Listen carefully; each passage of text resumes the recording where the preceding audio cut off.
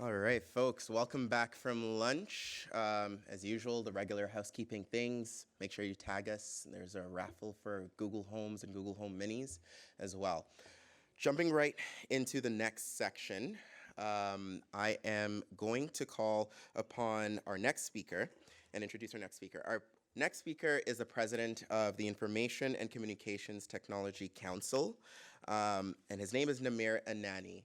And in this keynote speech, we will be discussing things like the convergence of AI, data, artificial, and machine learning, and all these technologies into what's being termed as the rise of the intelligence economy. And Namir's gonna explore the various facets and opportunities offered by this fast evolving landscape. So without further ado, I'm here to introduce Namir Anani. Thank you. Thank you very much. Good afternoon, everyone. What an introduction. It's certainly my pleasure to be here today and to expand on a subject of interest to all of us. And I think Hakeem eloquently highlighted it, which is the intelligence economy and the intersection, I think, between technology, markets, and humanity in general. But before I start, let me give you a feel of who we are as an organization so you have an understanding of some of the data that comes from there and some of the projections as well. Is that we're a national center of expertise. We were created by the government of Canada approximately 25 years ago. But since I took over the organization approximately 6.5 years ago, we became independent with the focus of advancing Canada's digital advantage in a global economy. We do a lot of technology research, markets, labor markets, and economics, as well as policy advice and talent development as well. Let me jump straight into the issue because I think we have 15 minutes before we get into the panel discussions. Now, I think, fundamentally we're seeing disruptive socioeconomic changes that are happening. And obviously all of that is augmented by the advent of some of the transformative technologies, or what I call exponential technologies, the ones that the cost performance have got to a stage where adoption has become very, very capable within all industries in that space. And all of this comes at the heel of the fact that, Canada's economy is facing some transformative nature or undergoing some transformative nature with the advent of innovative technologies, trade dynamics and environmental trends, but also labor market shifts. They're changing dramatically the nature of work going forward.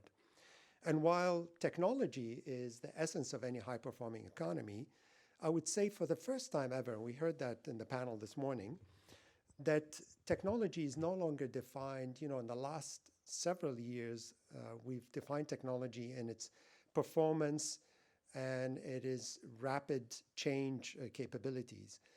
For the first time, technologies like AI are challenging us as we speak as humans, challenging us in the way that the labor market is going to look like in the next number of years and the jobs of the future, challenging us potentially as AI and robotics become to a stage where potentially will be competing against us. So hence, could it create some kind of collusion? Could it be creating some anti-competitive behavior? And hence, antitrust laws will have to be introduced. What do we do about artificial intelligence that creating IP and copyrights?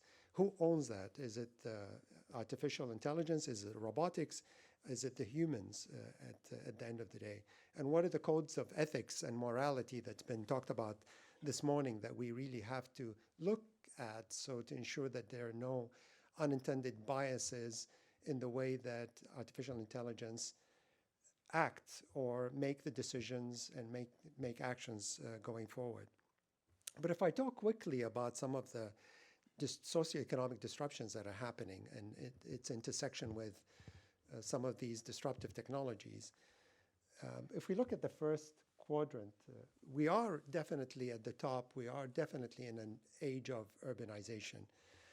I think many of you already know that 55% of the population of the Earth lives in cities, in fact, inhabits less than 5% of the Earth's surface and generates approximately 70% of the GDP of the world.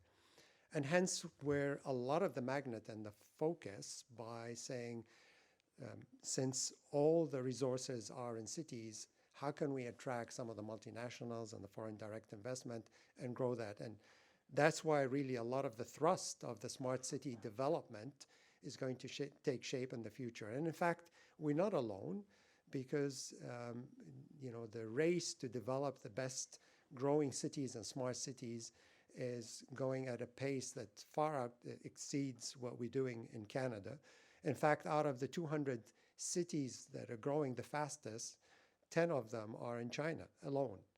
So we are obviously facing some dramatic competition in the next number of years and attracting the best and the greatest companies, talent, and others.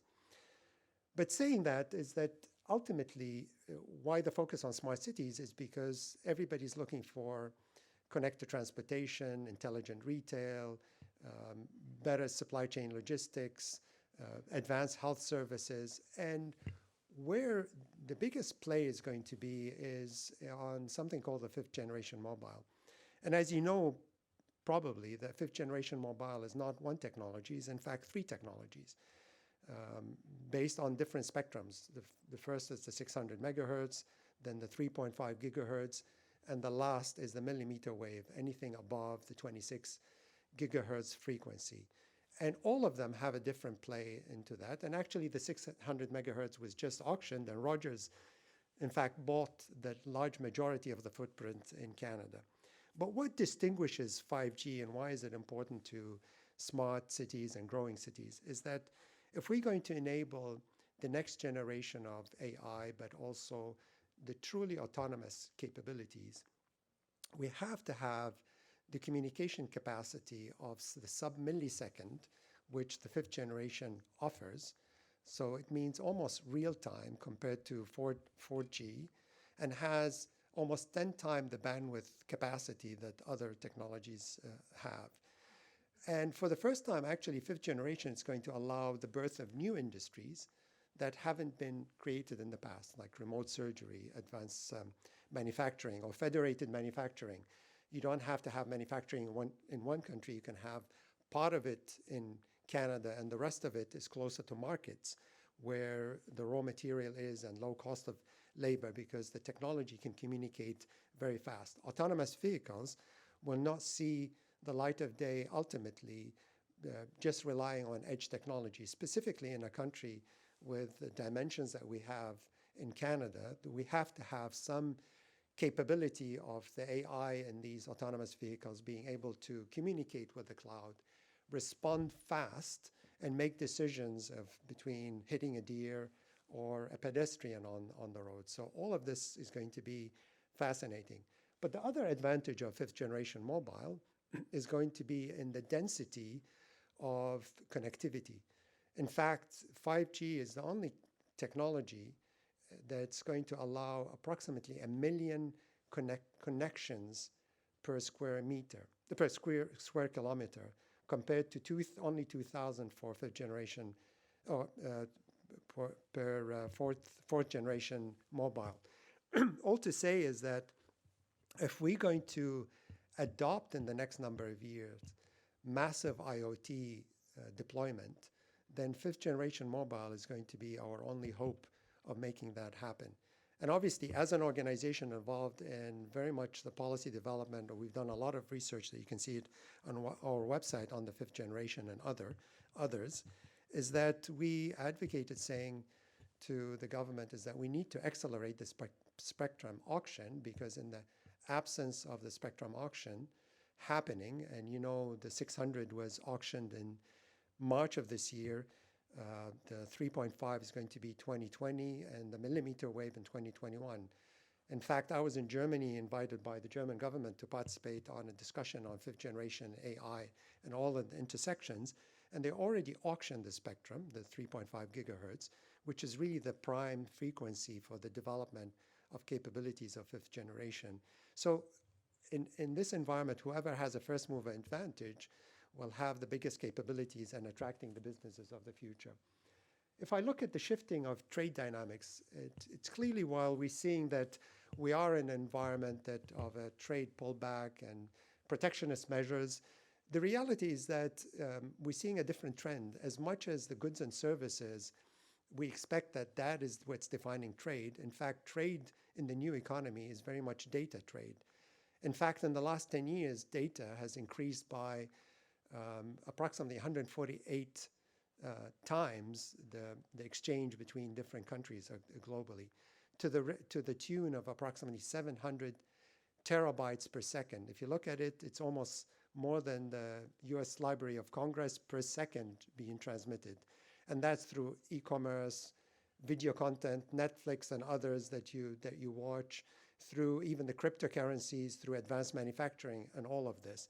So the dimension of this is going to be very important, but also the notion of faster communication is going to play a bigger component into this.